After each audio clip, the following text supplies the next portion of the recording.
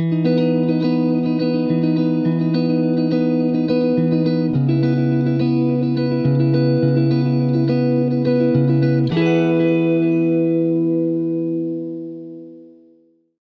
creatures of the world, and welcome back to Coffee with Kerri-Lynn. Today we're going to talk about the party of toleration and how when they're done tolerating your shenanigans, they can cannibalize you. They eat their own. Yes, they do. If you are paying attention to what's going on in the country, then you pretty much don't have to watch this show. So if you're subscribed to this channel, you can just go about your business for the day. For those people who have not been paying attention to what's going on in the country, maybe it's because you were born in the freest country in the world. You don't have to pay attention to things. You can do what you want. You can say what you want. You can live in your feelings. And when you don't agree with people, you can scream them down. Drown out their voice with your hard-won opinion. This show is for you. Because when they're done silencing everybody, they're going to cannibalize you too. Ladies and gentlemen, beautiful creatures of the world, we are pleased to announce on the homestead that we are not going to let injustices prevail. We are going to fight. We are 110%, 1,000%, 6,000%, 850 million, billion, bazillion percent riding with Joe Biden on this one. Yes, we are.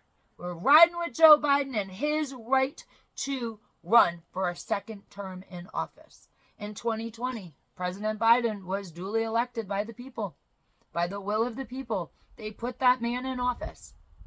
Then they wanted him to run a second term because he did such a great job. That's all you heard was what a wonderful job that President Biden did. We want him to run again. And we here on the homestead are 100 million, bazillion, gazillion percent supporting President Joe Biden 2024. Now I know some of y'all are getting ready to unsubscribe to my channel. That's okay. You can leave anytime you want. You're not seatbelted in. You are not a political prisoner. The door is open. Hit the unsubscribe button if you don't agree with me. Other people have already spilt their coffee on the floor because they're kind of shocked at what popped into my head, flew out my mouth, and they are totally surprised by what I had to say. And there are people clutching their pearls right now, waiting. Ladies and gentlemen, beautiful creatures of the world, it is a hot and muggy day here in the far north of Maine, up along the Canadian border, in the crown of Maine. I hope you guys are having a nice, warm, sunny summer day. I hope you guys have a breeze at least, wherever you are. If you're able to get outside, get some of that sunshine on your skin, soak up that vitamin D. Kick off your shoes, your sandals, your flip-flops. Take off the stinky work boots. You don't need to be in them 24 hours a day, 7 days a week. I've worked in the elements in stinky work boots, and on my lunch breaks, I always took my stinky work boots off. Walk across the earth with your naked feet. It does wonders for the body. It actually decompresses you. It de-stresses you. It lifts the anxiety off of your shoulders. Ladies and gentlemen, if it's raining where you are, just go play in the mud puddles like you did when you were a kid. If anything, I promise you those beautiful, wonderful memories of childhood will come flooding back to you if it does nothing else, stomping in the mud puddles. Facts, fact checkers. There are physicians in Japan that literally write prescriptions to their patients to go outside into nature because it does a body good. It decompresses the mind, the body, and the soul. So in an era where we're coming up on being throttled, being censored, we're going back to misinformation and disinformation rules. I just have to get it out there that it is true science-y facts that cannot be disputed that nature does a body good. Ladies and gentlemen, beautiful creatures of the world, I have been described as a liberal conservative with common sense, heavy on the liberal. And I've also been described as constitutional Kerri. Which one am I today? We are talking about living in the movie Wizard of Oz, and behind the screen, there are men and women pulling the levers. And people actually do not realize the mess that the Democratic Party is at this moment. And we here on Coffee with Kerri-Lynn, we are riding with Biden because it is a matter of voter rights. The voters' right to choose who they want to be president of the United States. If you remember way back when, this spring, during the Republican primaries, all the way back there, the great state of Maine, we fought hard because our Secretary of State, Shanna, whatever the hell her name is, Bellows, wanted to take former President Donald Trump off of the Maine ballot. We raised our voices in the state of Maine because no branch of government, no state, no federal government, no political party has the right to thwart the people's choice in voting the will of the people. And in the Democratic Party, the people spoke. And they want Joe Biden to run a second term. Who doesn't want Joe Biden to run a second term? Let's go back to the debate. Got to go back a couple weeks ago. Because Joe Biden was the man. He was the man. Right up until the debate. Before the debate, they whisked him to Camp David. Small recap for those of you who know what's going on in the world. So they whisked him off to Camp David so he could rest and prepare for the debate. Hop him up on goofballs. He came out on the stage. It was horrendous, to put it mildly. Trump wiped the floor with him. After the debate, he was whisked away to Camp David again to decompress. He had a bad night. He had a cold. There was a lot of excuses coming out. But before the end of the night, before the end of the debate, the newspapers, the legacy media was already calling for President Biden to step down, not only from the race of 2024, but from the presidency altogether. After you serve your purpose, they can cannibalize you. President Biden went back to Camp David.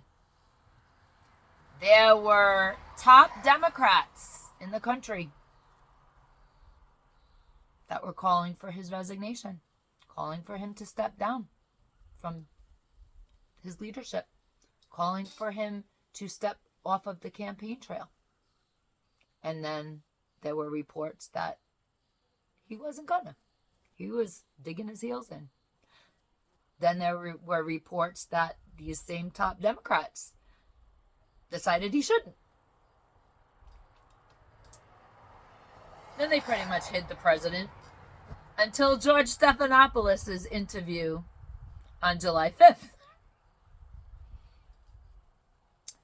Ladies and gentlemen, beautiful creatures of the world, President Joe Biden exclaimed very proudly that he was the first woman, black woman, vice president to serve under the first black president of the United States of America.